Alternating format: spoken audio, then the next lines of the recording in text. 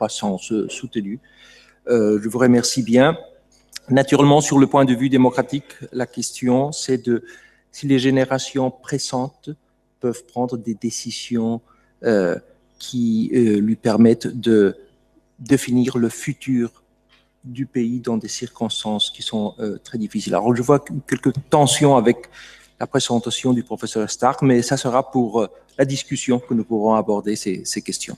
Alors, je donne la parole maintenant au professeur Verdussen.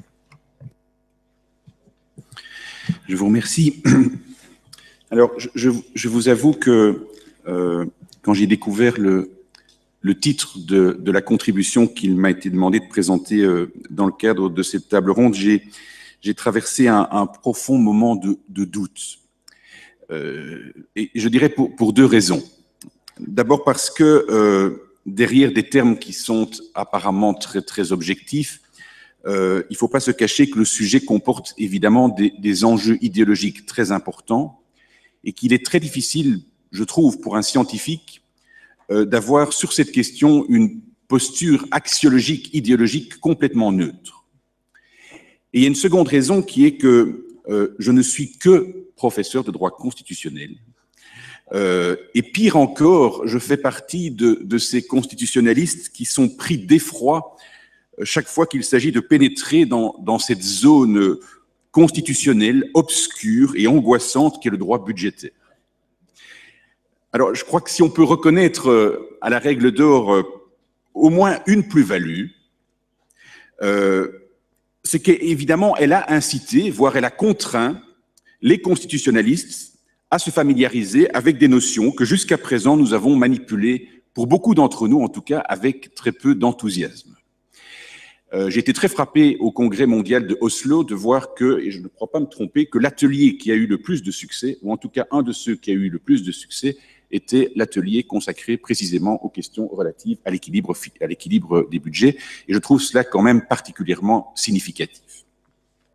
Bien, alors, on m'a demandé de traiter donc de la nécessité d'une règle constitutionnelle relative au déficit et à la dette publique. Alors, je suis parti de ce mot « nécessité ». Qu'est-ce que cela veut dire, nécessité?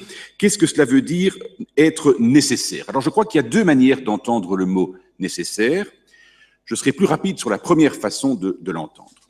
Est nécessaire d'abord ce qui est obligatoire. Est nécessaire ce qui est obligatoire. D'où la question.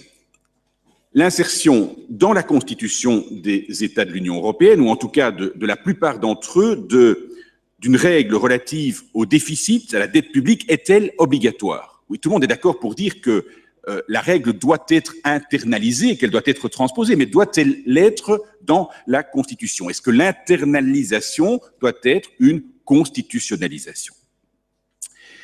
Alors, je ferai deux observations. La première sera très rapide parce que ce sont des choses que vous connaissez. Quand on lit l'article 3, paragraphe 2 du TSCG, du traité sur la stabilité, le texte est clair. L'attribution d'un fondement constitutionnel à la règle d'or n'est pas obligatoire dans le chef des États membres. Je crois qu'on peut tous être d'accord là-dessus. Mais il y a tout de même dans le texte une référence à la Constitution. Et je devrais presque dire une préférence à l'égard de la Constitution. Et cette préférence est évidemment très importante parce qu'elle permet de mesurer la place qu'en toute hypothèse la règle d'or doit occuper au sein d'un État membre. Les termes qui sont utilisés à l'article 3, paragraphe 2, de préférence constitutionnelle, sont significatifs de la volonté des auteurs du traité d'envisager la règle d'or comme une règle qui, au sein de chaque État membre, doit être 1. Fondamentale, 2. Contraignante et 3. Permanente. Et on ne peut évidemment pas faire l'impasse là-dessus. Mais ça ne veut pas dire pour autant que cette règle doit être une règle constitutionnelle. Deuxième observation. Je crois que le caractère non obligatoire de la constitutionnalisation de la règle d'or ne résulte pas seulement du texte et de la volonté des auteurs du traité, mais aussi de la nature contingente de la Constitution. Et je voudrais m'en expliquer. Il y a deux idées qui me mettent extrêmement mal à l'aise et auxquelles je refuse de souscrire. Alors, pour le dire très brièvement, la première reviendrait à dire que la constitutionnalisation de la règle d'or serait impossible en raison de la nature de la Constitution. La deuxième reviendrait à dire que la constitutionnalisation de la règle d'or est inéluctable en raison de la nature de la Constitution. Alors, premièrement, je ne souscris pas à cet argument qui est souvent utilisé par ceux qui s'opposent à toute entreprise de constitutionnalisation de la règle d'or, à cet argument qui revient à dire, et je cite ici le professeur Rousseau, c'était dans Le Monde le 20 mai 2010, « La Constitution a pour objet de déterminer un cadre à l'intérieur duquel sont menées les politiques publiques, mais n'a pas à en définir le contenu. » Je vous avoue que cette observation me met extrêmement mal à l'aise. Bien sûr, elle est partiellement exacte, mais elle est à mon avis que partiellement exacte. Pourquoi ? Mais parce qu'en encadrant les politiques publiques, une constitution détermine inéluctablement une partie de son contenu. Inéluctablement, toute constitution contient des règles qui limitent de manière substantielle l'autonomie du législateur dans l'élaboration des lois. Prenez l'exemple des droits fondamentaux. La consécration par le constituant d'un droit fondamental, qu'il soit civil ou politique, qu'il soit économique, social ou culturel, peu importe, cette consécration emporte pour l'État, et spécialement pour le législateur, l'obligation de mener des actions positives et concrètes en faveur d'une protection concrète et effective de ce droit. L'obligation aussi, à certaines conditions, de ne pas régresser dans la protection de ce droit, c'est le fameux effet de standstill que nous connaissons tous. Donc, oui, la Constitution, elle influe sur les politiques publiques, qu'on le veuille ou non. Et quand je dis sur les politiques publiques, c'est sur le contenu des politiques publiques. À l'inverse, je ne souscris pas pour autant à cette idée qu'il existerait un droit constitutionnel par nature, en ce sens qu'une constitution aurait un contenu ou une partie de son contenu qui serait naturellement constitutionnel. Je crois au contraire que la constitutionnalisation d'un principe, d'une norme, relève du jugement de valeur, de l'ordre du contingent et non de l'ordre du nécessaire, de l'ordre de l'obligatoire. Un auteur français a écrit un jour « S'il est nécessaire qu'il y ait du droit constitutionnel, rien n'est nécessairement du droit constitutionnel. » Voilà pourquoi, selon moi, il est difficile d'affirmer qu'une règle comme la règle d'or doit nécessairement, obligatoirement, recevoir un fondement constitutionnel. Est-ce que cette règle traduit un consensus social fondamental? Est-ce qu'elle répond à un besoin profond et significatif d'une société qui se vit dans la durée? Ou bien est-ce qu'elle incarne simplement une option idéologique, notamment économique, qui relève de la responsabilité non pas du constituant, mais de la majorité politique au pouvoir, ce que les Américains appellent le today's majority? En d'autres termes, le choix de société que véhicule la règle d'or est-il du ressort du constituant ou du législateur? Je crois profondément que cette question relève de la responsabilité de chaque État, et c'est à chaque État qu'il revient de lui donner une réponse. Donc, si l'on entend le mot « nécessaire » comme signifiant que ce qui est nécessaire, c'est ce qui est obligatoire, alors soyons clairs, pour les deux raisons que j'ai évoquées, le texte du traité, d'une part, la nature de toute constitution, d'autre part, il n'y a pas, pour reprendre l'intitulé de ma contribution, il n'y a pas de nécessité d'une règle constitutionnelle sur le déficit et la dette publique. C'est pas tout, évidemment, parce qu'on peut aussi entendre le mot « nécessaire » autrement. Est nécessaire, non pas ce qui est obligatoire, mais est nécessaire ce qui est utile. C'est pas la même chose. C'est pas du tout la même chose. Et la question devient alors l'insertion dans la Constitution des États de l'Union européenne, ou en tout cas de la plupart d'entre eux, de la règle d'or. Est-ce que cette insertion est utile? Alors, nous savons tous, et ceux qui m'ont précédé ce matin l'ont déjà dit, c'est une question qui a été abordée dans tous les États européens. Elle a été abordée par la doctrine, bien sûr. Elle a été abordée par les parlementaires, que ce soit au moment de ratifier le traité ou au moment de lui donner un effet. Cette question a été abordée par les juges constitutionnels, en France, en Allemagne, en Autriche, bientôt en Belgique, où un arrêt est attendu dans les mois qui vont venir. Des juges, d'ailleurs, je le dis tout de suite, qui, manifestement, lorsqu'on regarde cela d'un peu de haut, sont très soucieux de ne pas entraver la mise en œuvre du traité, même si c'est parfois au prix de très subtiles contorsions intellectuelles et sémantiques. Alors, la réponse à cette question, est-ce utile? La réponse est très différente d'un État à l'autre. Et j'en veux pour preuve que si des États comme l'Allemagne, l'Italie ou l'Espagne mon collègue Orsoni l'a rappelé tout à l'heure, si des États comme ceux-là ont procédé à des révisions constitutionnelles, d'autres comme la France et la Belgique s'y sont refusés. Et je crois qu'on peut d'ailleurs aujourd'hui, on est en mesure aujourd'hui de presque construire des modèles en Europe, des modèles qui permettent d'y voir un peu plus clair sur la manière dont chaque État a pris position par rapport à cette question, qui, je le répète, n'est pas la question de savoir s'il faut transposer la règle d'or. Elle doit être transposée, mais de savoir s'il faut la transposer dans la Constitution. C'est bien cela la question que je pose. Alors, j'ai tenté de faire un relevé de tous les arguments qui ont pu être invoqués pour contester la constitutionnalisation de la règle d'or, et je crois qu'on peut les ramener à 6 objections, 6 arguments. Je vais évidemment les évoquer avec vous dans les grandes lignes, parce que je n'ai pas le temps d'aller plus loin. C'est un peu un panorama que je voudrais faire ici.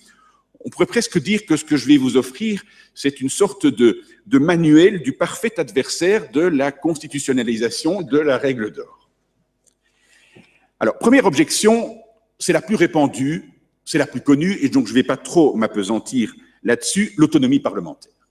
L'autonomie parlementaire. La règle d'or implique une limitation des prérogatives des assemblées parlementaires. Alors, cet argument donne lieu à des appréciations qui sont très, très divergentes.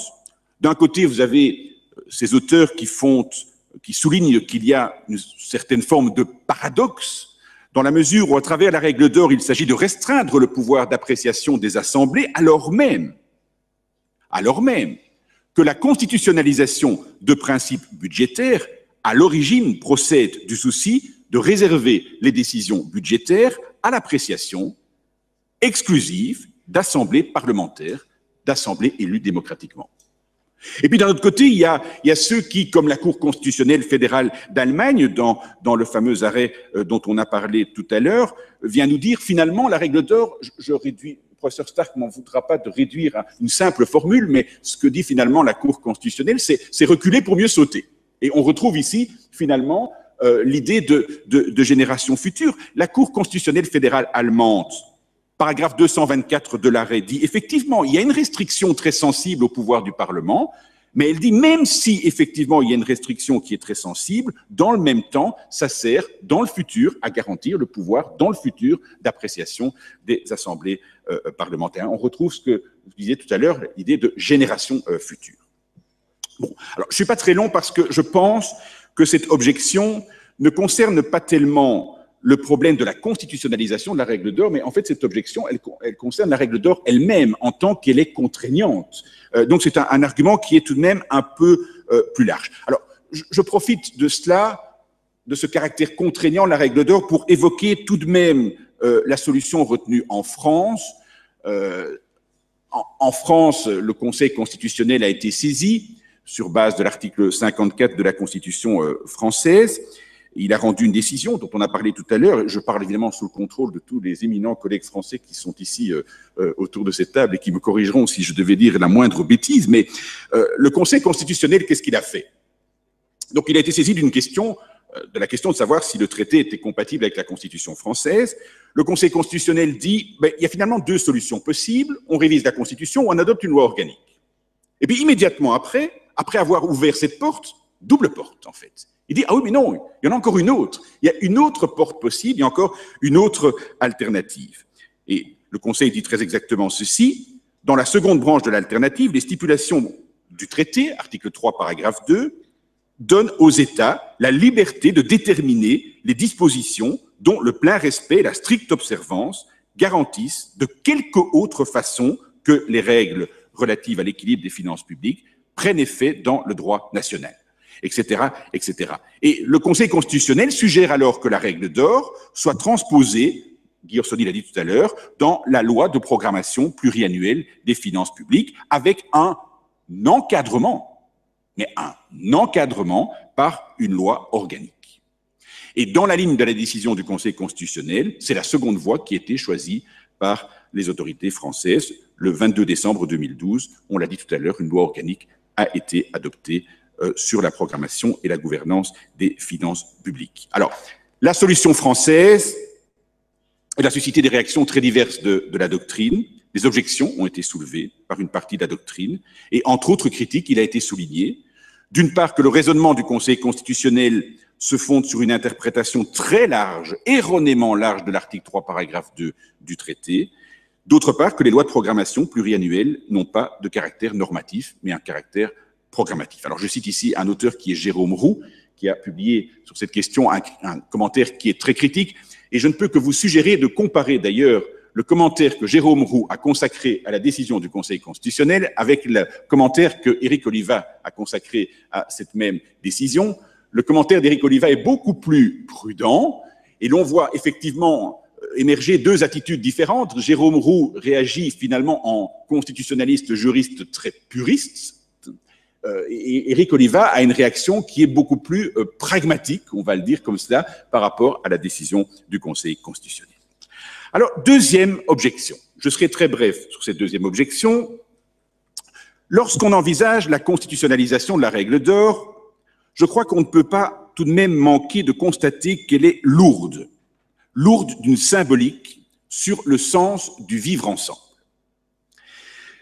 On peut tous s'accorder, je crois, sur le fait que la viabilité d'un groupe social dépend de l'existence d'un certain nombre de repères collectifs. Le problème est qu'aujourd'hui, sur le continent européen, ces repères sont de plus en plus liés à une logique économique.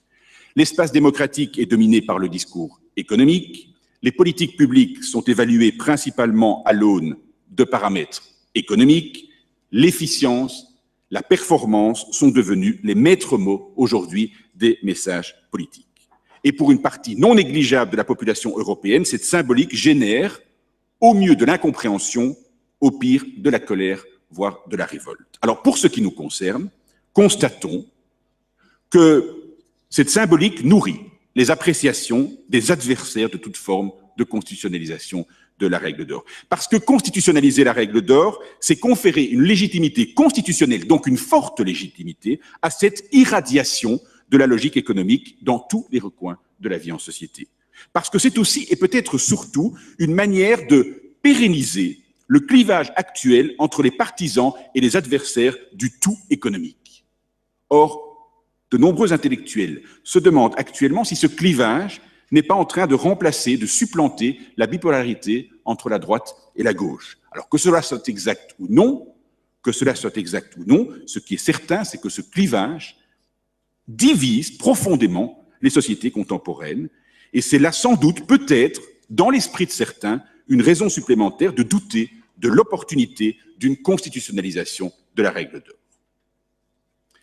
Troisième objection, la pertinence de la règle d'or. Une règle est pertinente si elle est de nature à atteindre le ou les objectifs qui ont justifié son adoption. De nombreux observateurs mettent en doute la capacité de la règle d'or à supposer qu'on puisse considérer comme une règle. Je ne vais pas aborder ce sujet-là, mais à supposer qu'on puisse la tenir pour une règle, la capacité qu'elle aurait d'entraîner une maîtrise accrue des finances publiques au sein de la zone euro. En Belgique, une proposition de résolution a été déposée sur le bureau de la Chambre des représentants. Je ne vais pas vous la lire ici, vous la trouverez dans le texte écrit, si ce texte écrit doit être publié, je l'espère, mais cette proposition de résolution tend effectivement à dénoncer le caractère non pertinent de la règle d'or et à montrer qu'en fait, ce qu'elle vise, on en parlait hier soir avec Éric, ce qu'elle vise, c'est principalement à rassurer, essentiellement à rassurer. Alors vous me direz, mais quel est le rapport avec la Constitution ? Quel est le rapport avec la Constitution ? Le rapport avec la Constitution, il réside, selon moi, en ceci que, depuis la fin de la Seconde Guerre mondiale, et c'est pas à vous que je dois dire tout cela, le constitutionnalisme européen, il a évolué dans le sens d'un renforcement de l'effectivité des normes constitutionnelles.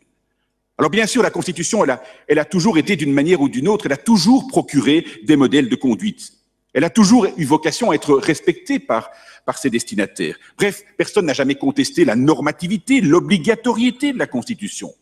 En revanche, on s'est longtemps, on le sait bien, désintéressé du problème de l'effectivité de la Constitution, de la question de savoir si, dans les faits, les normes constitutionnelles sont généralement obéies ou appliquées. C'est là que gît la modernité du droit constitutionnel, dans sa juridictionnalisation, dans son aptitude à garantir une telle effectivité par des voies juridictionnelles. Je crois que l'idée peut être défendue que la règle d'or est impuissante à stabiliser la zone euro. Dans la mesure où elle est impuissante à stabiliser la zone euro et à favoriser la croissance, sa constitutionnalisation traduirait une régression par rapport à cette évolution du constitutionnalisme. Quatrième objection, la cohérence du texte constitutionnel. La cohérence du texte constitutionnel. Alors pourquoi est-ce que j'évoque la cohérence du texte constitutionnel? Parce que constitutionnaliser la règle d'or, ça ne solutionne pas tout. Bien sûr, ça résout le problème d'une éventuelle inconstitutionnalité. Mais n'oublions pas qu'un texte constitutionnel, il n'a pas simplement vocation à être respecté, il a aussi vocation à être intrinsèquement cohérent. Or, la règle d'or, dans certains États, lorsqu'elle est introduite dans la Constitution, génère des incohérences avec d'autres dispositions constitutionnelles. Alors, je prends une première incohérence, qui est sans doute la plus importante, c'est ce qu'on appelle la fameuse clause Europe. Ce qu'on appelle la clause Europe, c'est cette clause que l'on retrouve dans beaucoup de constitutions, par laquelle la Constitution habilite le législateur à transférer à des organisations internationales l'exercice de parcelles de la souveraineté. Je prends l'exemple de la Constitution belge. L'article 34 de la Constitution nous dit « L'exercice de pouvoir déterminé peut être attribué par un traité ou par une loi à des institutions de droit international public. » Et ce qu'on avait en vue, évidemment, à travers cela, c'est évidemment l'Union européenne.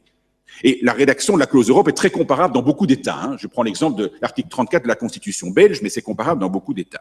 Alors, cette disposition, l'article 34, a été adoptée chez nous en 1970, précisément dans le but de légitimer le transfert vers les institutions européennes de l'exercice d'un certain nombre de compétences étatiques. Et quand vous lisez l'article 34, il paraît très large. Il paraît permettre des transferts qui sont très larges. Mais il y a quand même deux limites importantes. Il y a deux limites importantes, si vous m'avez bien écouté. Et vous m'avez bien écouté, je suis sûr. Un, c'est l'exercice de pouvoir qui peut être transféré et pas la jouissance de ces pouvoirs. C'est très important de le dire parce que, en vertu de notre article 33 de la Constitution, la nation reste bien la source unique et le dépositaire exclusif des pouvoirs constitutionnels. Et donc, toute délégation à une institution internationale est nécessairement réversible. Mais deuxième limite aussi, seuls peuvent être transférés des pouvoirs déterminés. Des pouvoirs déterminés. Lors des discussions parlementaires qui ont précédé l'adoption de l'article 34 en Belgique, un sénateur a dit ceci: l'État doit savoir ce qu'il donne et l'institution doit savoir ce qu'elle reçoit. Car l'amoindrissement des compétences de l'État est chose trop grave et la construction de la société internationale une chose trop sérieuse pour que cela ne s'exprime pas nettement. Ces deux limites, est-ce qu'elles ne sont pas malmenées par la présence de la règle d'or dans la Constitution? Alors je cite ici le professeur Francis Delperrey. Il écrit ceci, il y a 2 ans, dans une revue belge. « Si ces limites devaient s'effacer au nom des principes de la gouvernance budgétaire, à quoi serviraient-elles encore? Dans quel engrenage institutionnel aurions-nous mis, sciemment ou non, le doigt ?» Il poursuit. « En se saisissant des budgets, l'Union européenne s'introduit non pas à la marge des compétences nationales, mais au cœur de celles-ci. Elle ne s'insère pas subrepticement, mais vigoureusement dans l'ensemble des politiques menées par les États membres et leurs composantes. Elle ne touche pas à l'un ou l'autre de leurs domaines d'action, elle les affecte tous et chacun. » Ce que nous dit Francis Delperrey ici, c'est quoi? Est-ce que la règle d'or ne contribue pas à vider l'article 34 de la Constitution belge et donc la clause Europe, à la vider complètement de sa substance? Alors en Belgique, un recours en annulation a été introduit à la Cour constitutionnelle contre la loi d'assentiment au traité sur l'OTSCG, le traité sur la stabilité. Ce recours est toujours pendant devant la Cour constitutionnelle, mais un des moyens invoqués par les requérants réside précisément dans la violation de l'article 34 de la Constitution et donc de la clause Europe. Il sera intéressant de voir ce que la Cour va dire. Alors, l'Autriche a été saisie, la Cour constitutionnelle autrichienne a été saisie d'un recours fondé sur le même argument, non pas à propos d'une loi portant assentiment au traité sur la stabilité, mais à propos de la loi d'assentiment sur le traité qui établit le mécanisme européen de stabilité, donc le traité de juillet 2011, et la Cour constitutionnelle autrichienne a en fait considéré qu'il n'y avait pas de violation de la clause Europe, c'est l'article 9 de la Constitution autrichienne, ce qui a déçu une partie de la doctrine qui voyait l'occasion, là, pour la Cour autrichienne, de donner un contenu un peu plus précis à la clause Europe, et notamment aux termes qui sont utilisés à l'article 9, où l'article 9 de la Constitution autrichienne parle de délégation de compétences spécifiques. Qu'est-ce que ça veut dire, ces compétences spécifiques? La Cour avait l'occasion, là, de préciser les choses, elle ne l'a pas fait. Alors, la cohérence du texte constitutionnel, c'est pas seulement la clause Europe, c'est pas seulement avec la clause Europe. C'est avec d'autres dispositions constitutionnelles. Oui, la règle d'or pose des problèmes de cohérence avec d'autres règles constitutionnelles. Je pense notamment au droit politique, et spécialement le droit de vote, qu'on n'a pas encore beaucoup évoqué ce matin, sauf erreur de ma part. Le droit de vote, c'est pas seulement le droit formel de participer à la démocratie représentative. C'est pas le droit tous les 4 ans ou tous les 5 ans d'aller voter. Le droit de vote, c'est aussi le droit substantiel qu'a chaque électeur d'influencer la formation d'opinion politique et d'avoir un impact sur la prise de décision politique. La Cour constitutionnelle fédérale allemande l'a dit de manière très claire dans un arrêt rendu en janvier 2014. La règle d'or insérée dans la Constitution ne compromet-elle pas ce droit politique envisagé de manière aussi substantielle? Les droits politiques, mais aussi tous les droits fondamentaux, tous les autres droits fondamentaux. Et je pense ici notamment aux droits économiques, sociaux et culturels. On a déjà évoqué le problème. Je ne vais pas m'appesantir trop là-dessus, mais est-ce que la règle d'or n'est pas de nature à fragiliser les droits économiques, sociaux et culturels? Et il n'y a pas que la règle d'or. La fragilisation, elle vient de la règle d'or, mais est-ce qu'elle ne vient pas aussi, notamment de cette autre décision qui a été prise du Conseil européen le 25 mars 2011, qui modifie l'article 136 du traité sur le fonctionnement de l'Union européenne par la règle de la conditionnalité. Cette règle qui veut que toute aide financière est conditionnée à la mise en œuvre de mesures permettant la réduction du déficit de l'État bénéficiaire de l'aide. Est-ce que là aussi, il n'y a pas une forme de fragilisation des droits économiques, sociaux et culturels? Alors, je crois qu'on touche ici à un problème qui est monumental, évidemment. Hein. C'est le problème. Je lisais un texte très intéressant, je ne sais pas s'il est dans la salle, d'un assistant de l'Université de Bucarest. Je crois que c'était un texte qui a été présenté à Oslo, Fabian Nicolai, qui notamment écrit ceci: dans quelle mesure l'objectif de l'amélioration de la situation économique d'un pays dans des conditions de crise est compatible avec le respect des droits et libertés fondamentaux? C'est cela la question. La question, elle est précisément là. Et les juges sont prudents, hein. Les juges nationaux sont très prudents, on le sait bien, on aura peut-être un débat là-dessus après. Strasbourg est très prudent aussi. J'en veux pour preuve la décision qui a été rendue à propos de la Grèce en mai 2013, à propos de la réduction des rémunérations des personnes travaillant dans le personnel, dans la fonction publique, où Strasbourg a rendu là aussi une décision qui est tout de même très, très, très, très prudente. Je suis trop long. Bon, je ne vais pas être trop long encore. Il reste 2 objections. Ça va, 2 objections. Cinquième et avant-dernière objection, la rigidité de la Constitution. Bon, alors, il faut ici entendre les choses de 2 manières. La rigidité de la Constitution, c'est d'abord effectivement un élément qui a pu encourager ou contraindre un certain nombre d'États à ne pas insérer la règle d'or dans la Constitution. Pour prendre l'exemple de la Belgique, si la Belgique avait décidé de réviser sa Constitution, elle n'aurait pas pu le faire sous la législature précédente. Elle n'aurait pas pu le faire parce que nous avons une procédure de révision qui suppose une dissolution préalable des assemblées parlementaires. Donc il aurait fallu attendre maintenant. Or, je me permets de vous rappeler que la Belgique a été le dernier État déjà à ratifier le traité sur la stabilité. Si nous avions dû réviser la Constitution, on n'aurait pas encore ratifié aujourd'hui le traité, soyons clairs. Donc, il y a effectivement dans chaque État des raisons plus ou moins bonnes qui sont liées à la rigidité de la Constitution et qui font que cette constitutionnalisation n'est pas possible. Mais la rigidité, c'est pas seulement cela.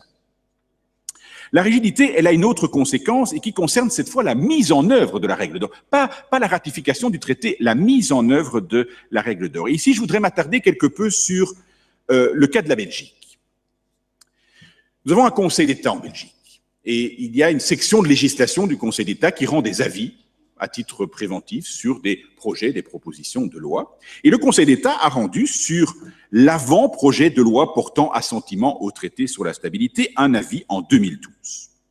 Et qu'est-ce qu'il dit, le Conseil d'État? Le Conseil d'État dit l'option constitutionnelle, ça relève du pouvoir d'appréciation du constituant. Et il le dit clairement. Mais il adresse en plus cette mise en garde-ci. S'il devait être opté pour l'option constitutionnelle, la révision de la Constitution, l'attention doit être attirée sur le fait que pareil procédé, par la rigidité qu'il induit, risque de rendre plus difficile la prise en considération des principes communs que la Commission européenne doit proposer aux États en application de l'article 3, paragraphe 2, deuxième phrase du traité, compte tenu notamment de la possibilité pour ces principes communs d'évoluer dans le temps en fonction notamment des fluctuations de la conjoncture économique. Le Conseil d'État vise donc ici les principes communs qui doivent guider les États dans la détermination de la nature, de l'ampleur et du calendrier des mesures de correction qui doivent être mises en œuvre pour corriger les écarts importants qui seraient constatés. C'est la raison pour laquelle le Conseil d'État, chez nous, a semblé donner la préférence à une troisième voie.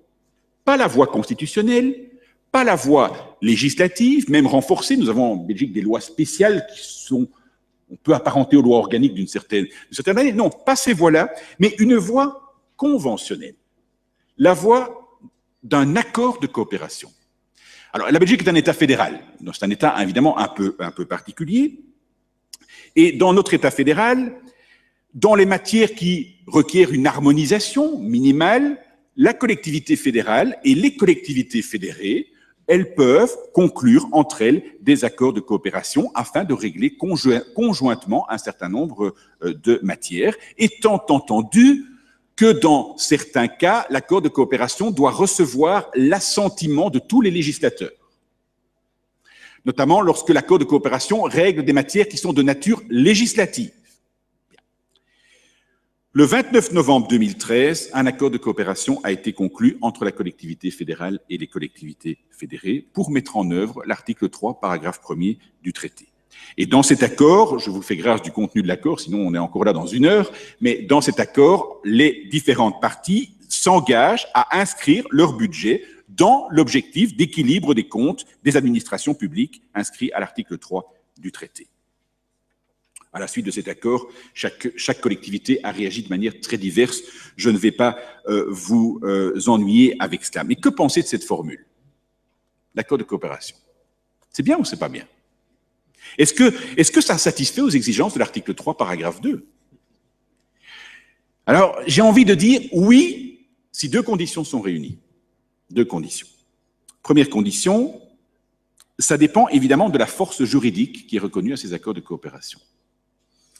Il subsiste en Belgique, je parle ici sous le contrôle de ma collègue Eva Brems qui connaît aussi bien le problème, il subsiste en Belgique une petite controverse sur la valeur juridique de ces accords de coopération, même si une doctrine très majoritaire a tendance à considérer que dès le moment où l'accord de coopération a reçu l'assentiment des différents législateurs, il a une valeur qui est nécessairement supralégislative parce que sinon ce serait permettre à chacune des parties de pouvoir se délier unilatéralement de l'accord de coopération.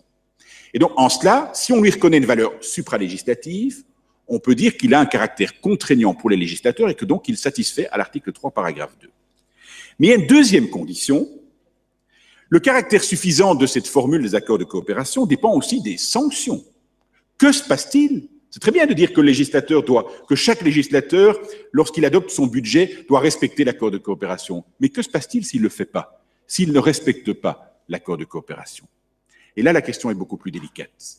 La question est beaucoup plus délicate parce que la Cour constitutionnelle, aujourd'hui, en Belgique, n'est pas compétente pour contrôler une loi budgétaire par rapport à l'accord de coopération, par rapport à un accord qui ne fait pas partie du bloc de constitutionnalité.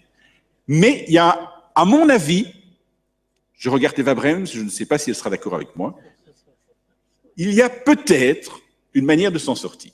Peut-être.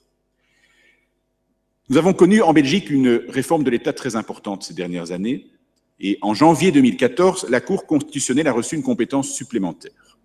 Elle est compétente aujourd'hui pour contrôler les lois par rapport au principe constitutionnel de loyauté fédérale. Alors, elle n'a pas attendu cela pour déjà statuer sur le principe de loyauté fédérale. Mais je me demande, mais c'est une conjecture très, très risquée que je fais ici, je me demande si la Cour constitutionnelle ne pourrait pas être tentée d'utiliser ce principe de loyauté fédérale pour considérer qu'à certaines conditions, la méconnaissance par une des parties de l'accord de coopération, à certaines conditions, pourrait traduire une méconnaissance de ce principe de la loyauté fédérale et agir alors éventuellement en sanctionnant un budget qui ne respecterait pas l'accord de coopération. Dernière objection, et puis je me tais pour laisser la place au débat. Dernière objection, c'est l'effectivité de la règle d'or, mais de la règle d'or donc en tant qu'elle est constitutionnalisée. On peut être tenté de penser que plus dans un État on monte dans la hiérarchie des normes, plus la règle d'or sera effective dans l'ordre juridique national. Oui, c'est vrai, mais on doit être très attentif qu'il y a quand même dans chaque ordre juridique national, il y a des écueils possibles, des obstacles. Il y a d'abord des écueils qui sont liés aux particularités des contentieux constitutionnels. Je prends ici un exemple, j'en avais préparé deux, la Belgique et l'Italie. Je mets de côté la Belgique, j'en ai assez parlé, je vais parler de l'Italie. En Italie, vous le savez bien, sans doute, à la différence de la plupart des États du modèle européen de justice constitutionnelle, les particuliers n'ont pas la faculté de contester directement la constitutionnalité des normes législatives par un recours en annulation qui serait comparable à ce qui existe en Allemagne, par exemple, ou à ce qui existe en Belgique. L'Italie a toujours été obsédée depuis le départ par l'idée que la Cour constitutionnelle devait être saisie de recours abstraits, de litiges concrets, et pas de litiges abstraits. Et donc, le débat revient de manière récurrente en Italie. Souvent, des propositions ont été faites pour introduire le recours en annulation. Pour le moment, la Cour italienne est saisie de questions préjudicielles et pas de recours en annulation. La doctrine italienne, et je pense notamment au professeur Tania Groppi, qui est une de nos amies, bien sûr, ici à l'association, la doctrine italienne n'a pas manqué de souligner qu'il n'existe pas aujourd'hui, pour cette raison, en Italie, un contrôle adéquat du respect du nouvel article 81 de la Constitution italienne, introduit en 2012, et qui, en Italie, constitutionnalise la règle d'équilibre budgétaire.